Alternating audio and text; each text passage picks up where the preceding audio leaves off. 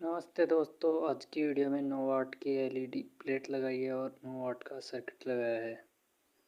देखिए, आपको जला के दिखाते हैं किस तरह से रोशनी होती है।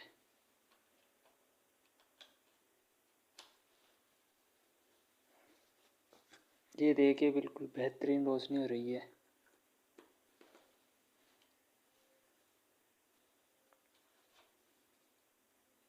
देखिए, ये बल्ब बन के रेडी हो चुका है। बिल्कुल